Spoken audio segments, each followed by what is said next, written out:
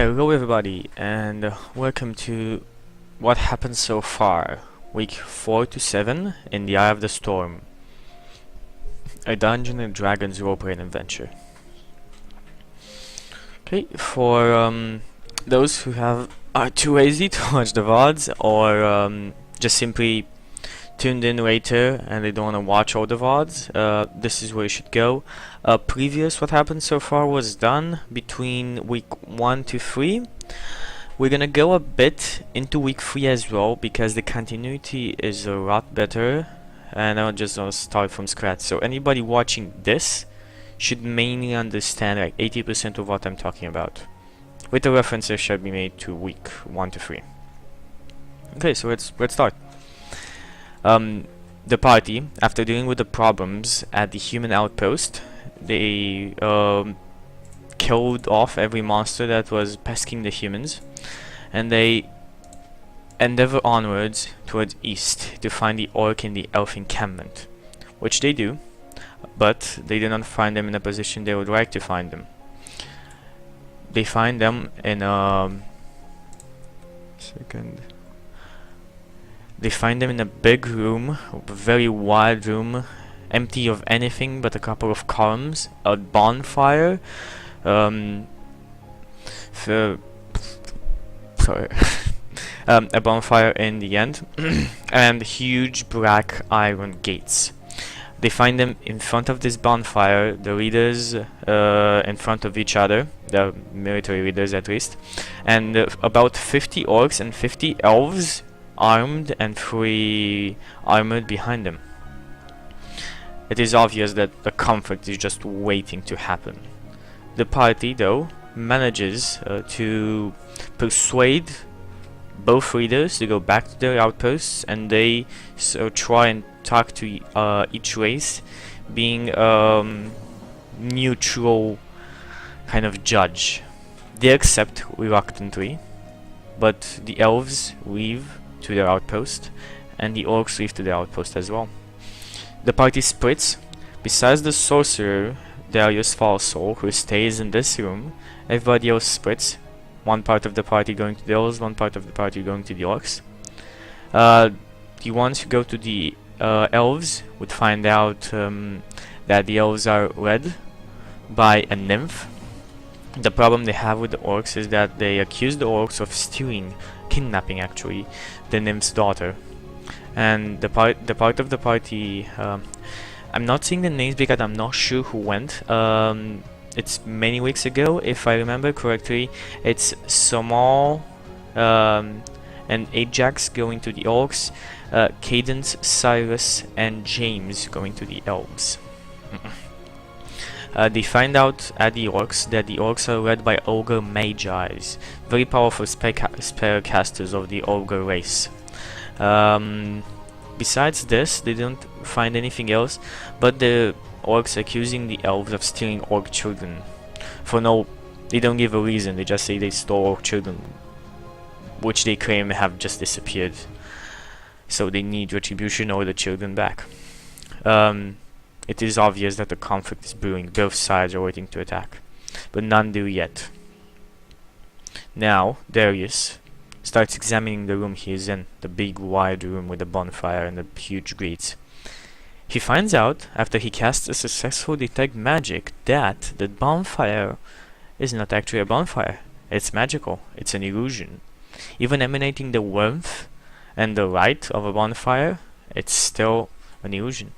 He walks into it without suffering any damage and starts searching for whatever is hidden by this bonfire. He finds or rather I should say, a trapdoor finds him and he falls through it. And a very lucky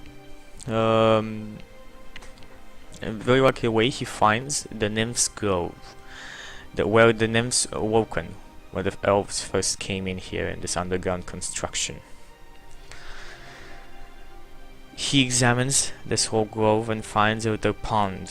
On the stone on the bottom of the pond there is written "Lava Pit, Orcs, Leap of Faith," in a very weird language that Darius manages to understand.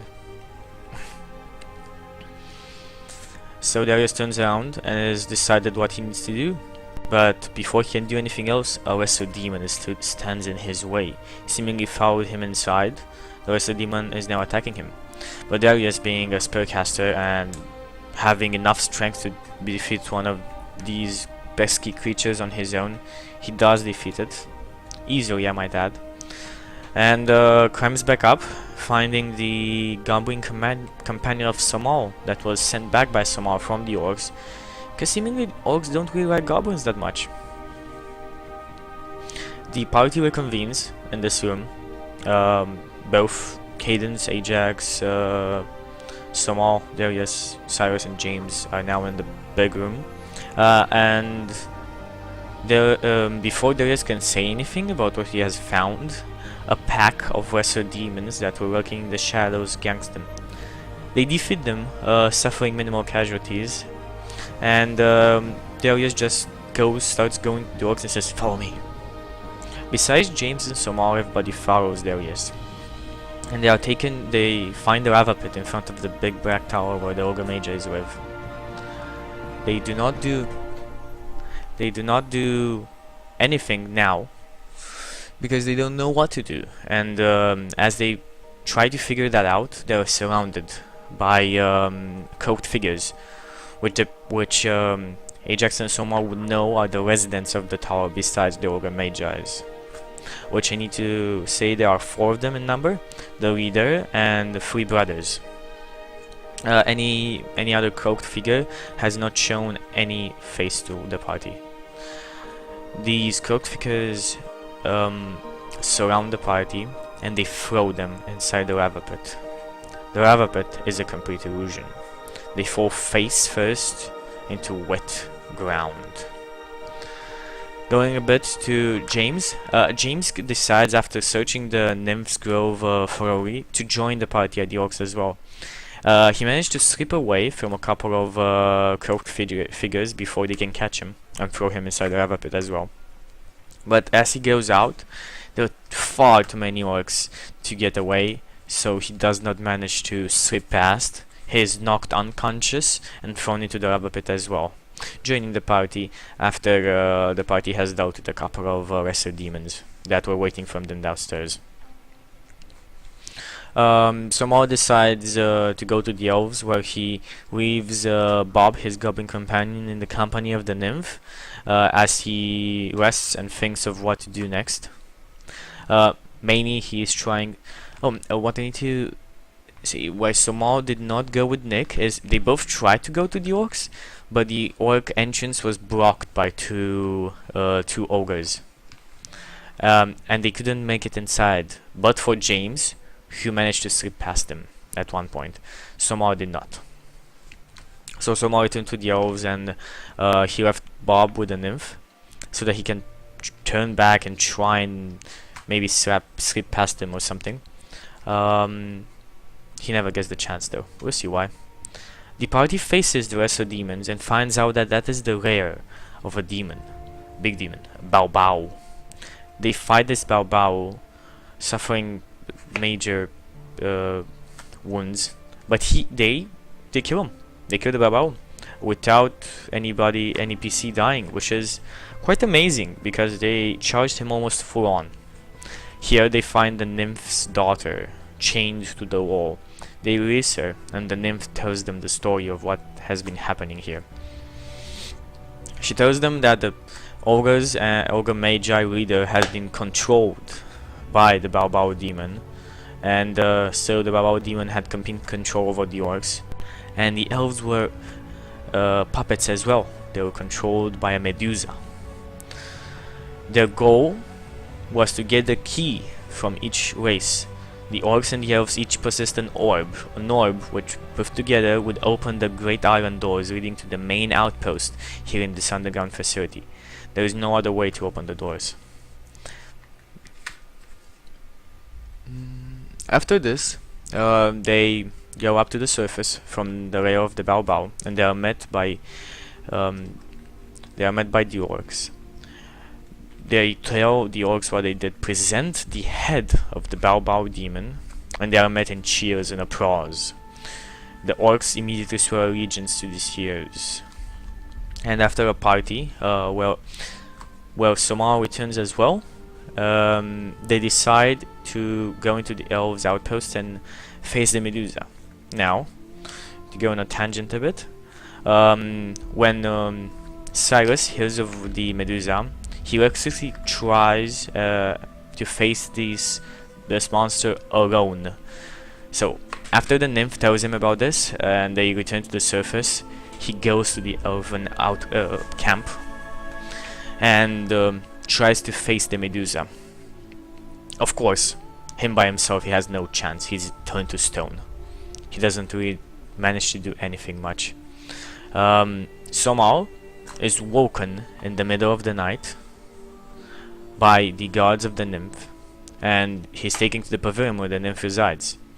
Now there is only the Medusa there, disguised as the nymph, magically of course. She takes Somal to show him something, something a bit taller, human-sized, and something almost half that size, behind curtains. She pulls down the curtains to show Bob the Goblin and Cyrus Silvershot stone. Somal resists her attempts to turn him into stone and casts an invisibility spell on him. And in a very unexpected turn of events, he takes Bob, which he can actually carry, even in stone form, over his back and starts running towards the exit. Very near the exit, his spell runs out, so he needs to drink an invisibility potion he had gotten, which on a later date would find out that had a permanency spell casted on it. So for a couple of days, several days actually, he would be invisible, completely invisible. Continuing on, as I said, he gets back in time for the party, and they are gifted something from the ogre magi leader before he dies. They are gifted a staff actually of great power, a staff of dispelling with 10 charges on it. It can dispel almost any magical effect. And that's what they do. They dispel the stone form on Bob, and it works. So they now go back to the elven outpost to recover their friend and finish up the Medusa. They are met by guards and archers, and they are met by the Medusa in the form of the military commander. Cadence realizes what is happening, but takes on is not she doesn't fight her, but she more or less defeats her psychologically as she's trying to cast those spells and such. On Cadence, they do not work because the nymph, the daughter nymph, gives her a lock of her hair, which for nymphs they symbolize a gift of power, which raises her willpower save. So the Medusa spell don't really work on Cadence anymore, unless Cadence was really worse on her D20s, which she didn't. Feeling this power and feeling that her scheme might come unraveled, she dare not face the party outside in front of everybody else. So she takes the party back to the cave where she first awoke, where her giant snakes are around. Nobody is allowed inside but the leaders, which are under the control of the Medusa, but at this point in time they are stone formed. Lyra, the Elven commander, aka the Medusa in disguise, enters and sits on her throne with her snakes at her side and behind the party, and on the stone forms to the right. And they finally figure out, the party finally figures out how the Medusa has taken control of the elves. She has stone formed the family of the military commander and some of the very important elves in the town and held them as hostage. The Medusa tried to bribe, tried to compel, she tried to trick the party in killing one of their own, but she fails horribly, and she dies in the end at the hands of the party.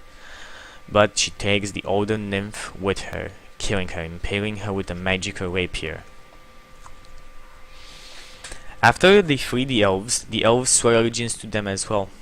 The party is are gifted the 2 keys, the 2 orbs to the great iron doors, and they open them.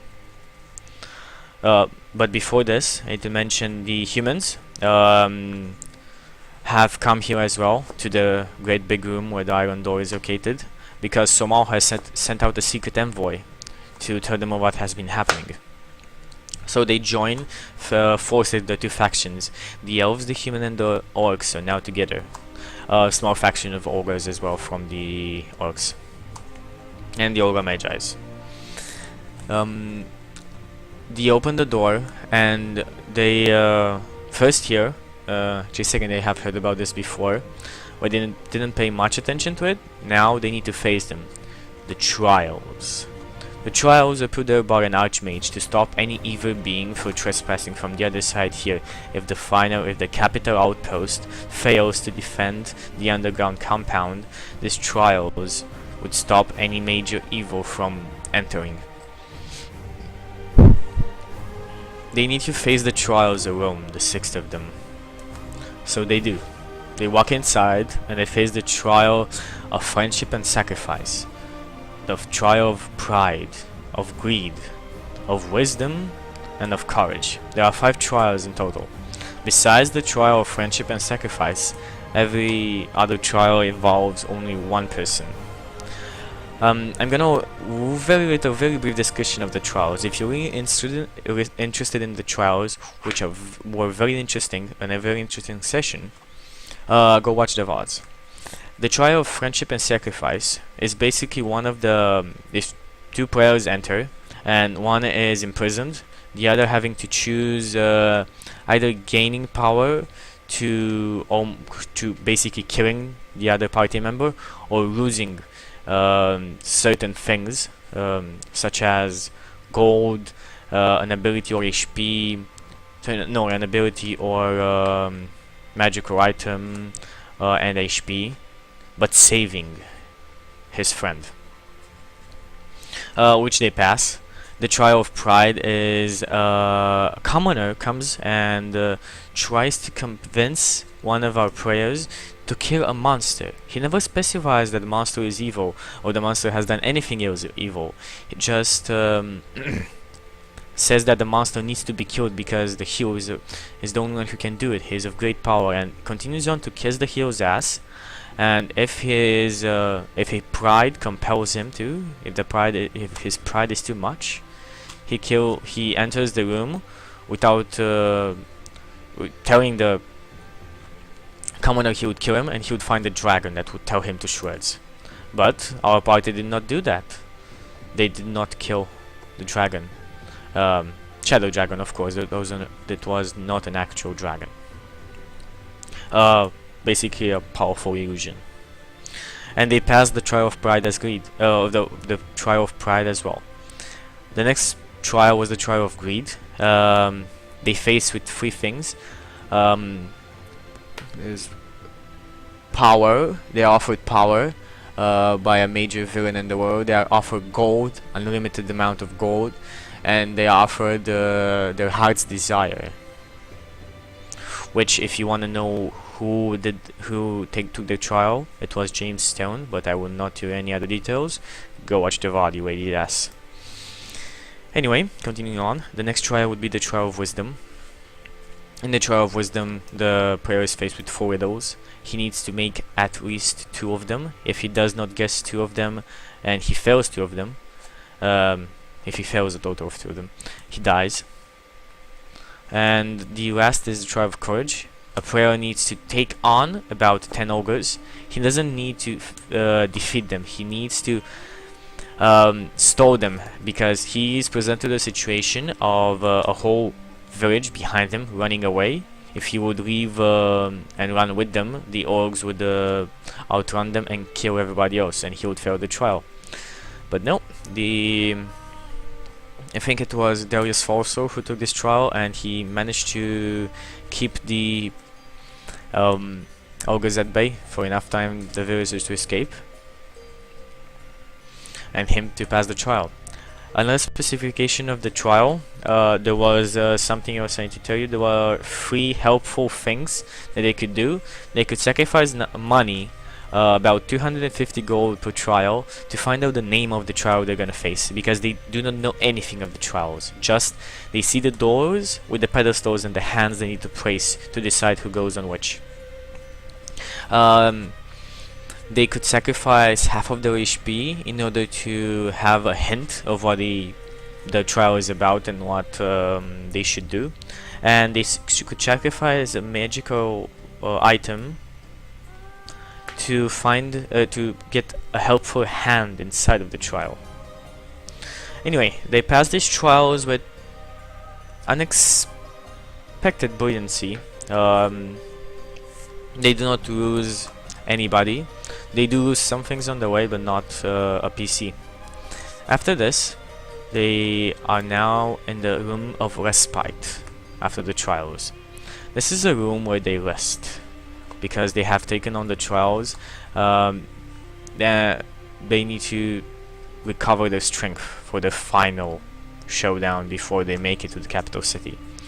Here they find the Archmage, which later on it's only actually an apparition of the Archmage, casted by the Archmage, who is one room away, keeping 2 creatures, one of great evil and one of good, at bay in a binding spell, basically keeping himself and the other 2 creatures at stasis at the detriment of his own life force and power. They rest 3 days and they recover most of the things they lost during the trials. Not everything though. Another specification about the trials: after they have passed the trials, they each got a specific reward based on the trial they took. So very awesome rewards they got, such as telepathical communication, which is a very nice thing to have in Dungeons & Dragons. Anyway, continuing on. They rest for 3 days, finding out several things about the world they live in and about the situation they need to face once they make it to the capital outpost, which I'm not gonna say much here. Again, you should go watch the VODs. At the beginning of week 7, or I think even in the pre-show of week 7, you should have basically all the information that the apparition of the mage told them. They enter the room after 3 days of the room where the mage actually is his body, and they dispel the binding spell using the staff on the mage, and they fight. The mage dies because he has been there for about 20 years. Time kind of stopped inside the bubble, but it still passed when he returned from this binding spell into the actual physical world. His body aged 30 years in a couple of seconds, only having time to whisper into Cadence's ear,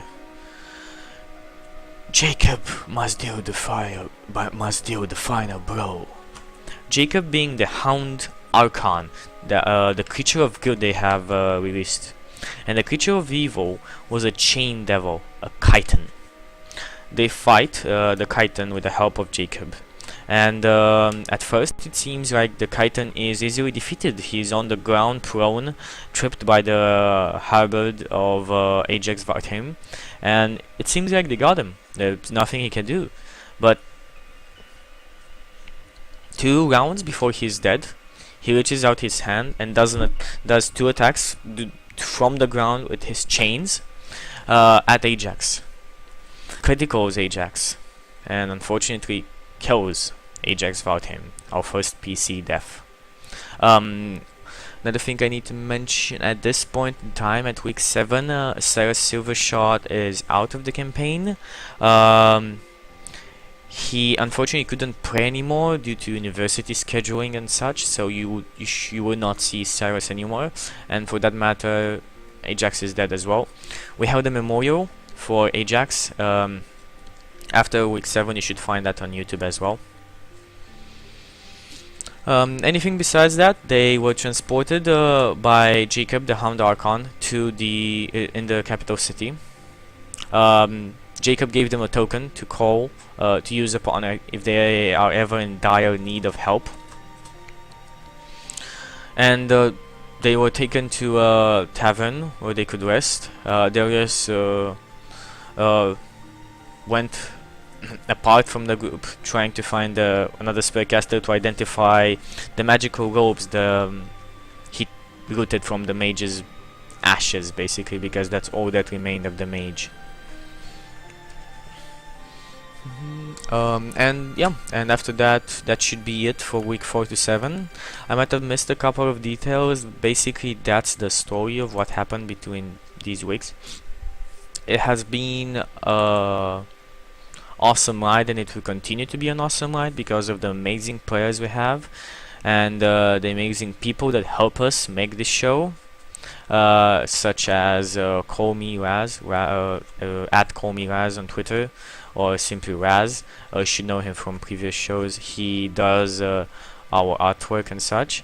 Cameron Gunfree, or Camera Frump, helps us with our artwork as well, and a lot of other people who support, retweet our show, and everybody else who watches our show. Anyway, that should be it for what happened so far. So later on today there should be a Simon Says. The Simon Says is a short D&D adventure that will happen for this week, because Dark Heresy and Finding the Path are cancelled this week as well. They will come back next week. In addition to notes and schedules, we will have Wasteland 2110 on Wednesday, but the Coming of Giza will not be on Tuesday due to some unexpected scheduling, and everything else should come back normal. If you want to ask me something, send me opinions, criticisms, or anything, feel free to message me here on Twitch, or send a tweet at me at Chucky616. The Twitter should be down below, as is the YouTube. If you click the image with the people pushing the D20, that is the schedule. Basically that, if you want to watch any of my other shows. Besides that, if you enjoy our shows and such, tell somebody else, share it to friends, and hit that follow button. It's always helpful. Yeah, that should be it. Bye bye, and see you later at Simon Says.